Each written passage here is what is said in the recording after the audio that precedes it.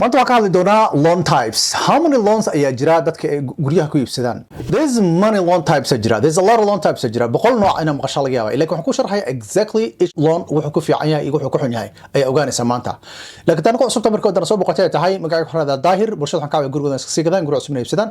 insha Allah soo qabsadkay sahanrealty.com. waxaan la jiraynay programka dadkan ka caawinayno in ay gurigooda ku bixiyaan 5 to 7 years. Programkan waxa uu magacaabay the fast mortgage freedom. wuxuu ku ogolaanayaa adiga qoyskaada inay xorriyad heshaan within 5 years gurigeeda ku baabi'isaan mortgage oo ugu talagalay 30 years ugu talagaleen ilaa aad ka dhimanayso ugu talagaleen laakiin waxaan rabnaa ka caawino 5 to 7 years insha Allah.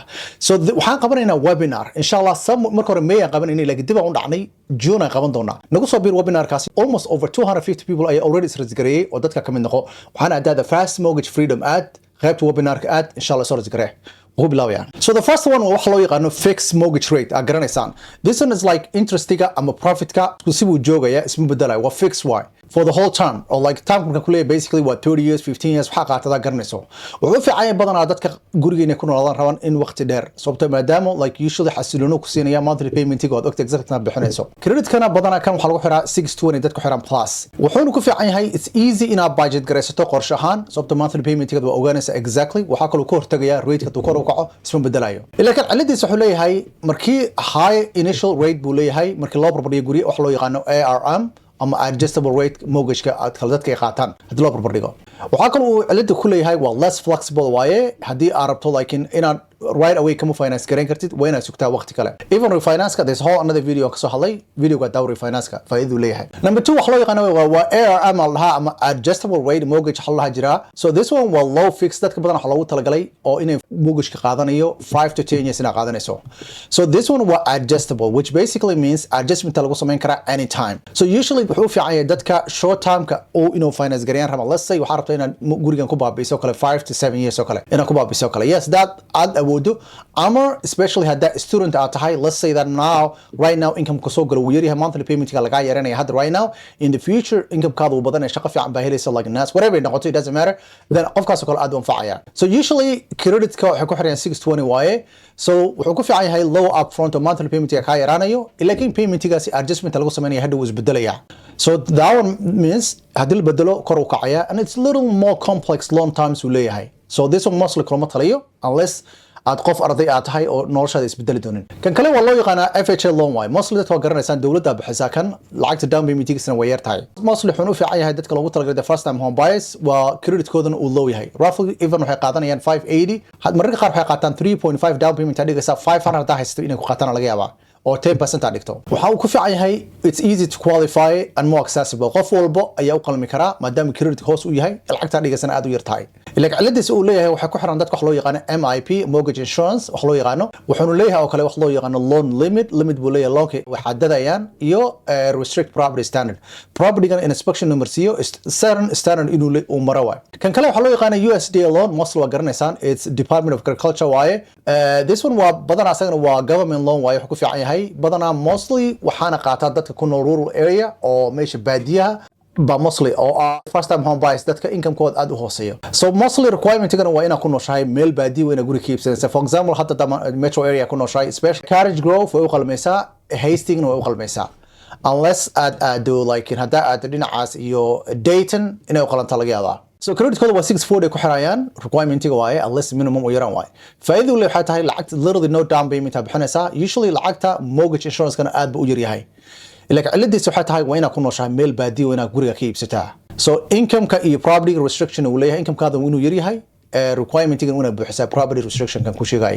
Okay kan kale waa VA loan mostly dadka ma isticmaalaan kan wuxuu leeyahay waa zero down payment waaye only dadka waxa loogu talagalay veterans ka ah ama service members ka ah mostly Soomaalida boqolkiiba I'll say 1% ayaa kamid ah dadka veterans wadankan oo u soo dagaalamay ama wadankan ciidamada kamid ah. So dadka waa ina military tahay da military han kuma shaqeynayso at least 580 waa ina haystaa credit-kooda. badanaa wuxuu ku fiican yahay kale no down payment no PMI waxaas oo dhan ma laha.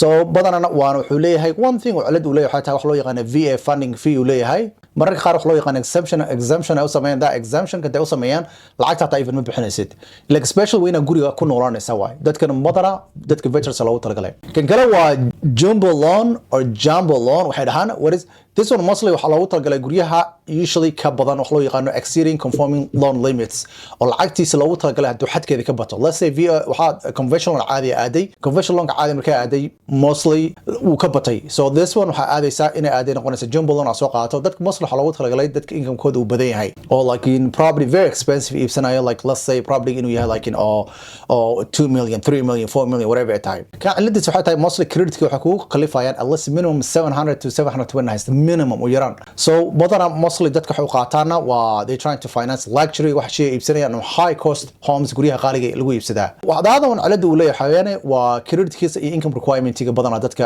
dhibaato kaga imaanaysa. Waxaa kaloo leeyihiin large down payment inaad dhigayso oo at least minimum u yaraan 20% inaad dhigayso gurigaas. Taada wan mostly Somali badan isticmaasha hadda laba gabdhood isticmaaleen, one oo ku nooshahay Woodbury and the other one ee ku nooshahay Maple Grove. Waa this specialized loan loo yaqaano ama construction loan loo yaqaano. This one wuxuu ku fiican waa short term loan waaye oo ina ku finance garayso loogu talagalay construction-ka. And technically later waxaa sameynaysaa you convert into permanent mortgage u bedelaysaa. So construction marka la dhameeyo guriga ba u bedelaysaa.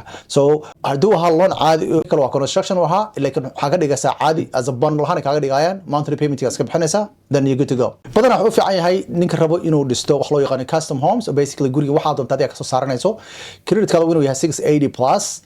Faa'iidada wuxuu ku fiican yahay gurigan saa doonta ka soo saaran kartaa, saa doonta u sameyn kartaa.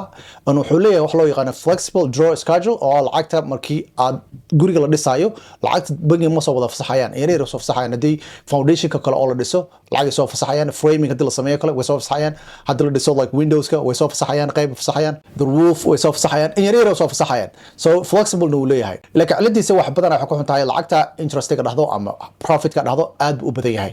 Waxaa kana kugu kalifayaan inaa haysato at least detailed building plans inaa haysato iyo budget approval every time oo la soo fasaxay lacagtaasi. So the other one lacag loo yaqaan waa interest only mortgage. Mostly dadka waxay isticmaalaan investors-ka isticmaalaa interest bixinaysa saradaha ugu horeeyo ugu badan ama profit hadaa doonto gurigaada wax lacag principal aadaysa ma laha. So badana dadka income badan ka soo gado oo income badan iska leh ayaa loogu talagalay ama short term plans sameynayo qorshe yar kale inuu sameeyaan.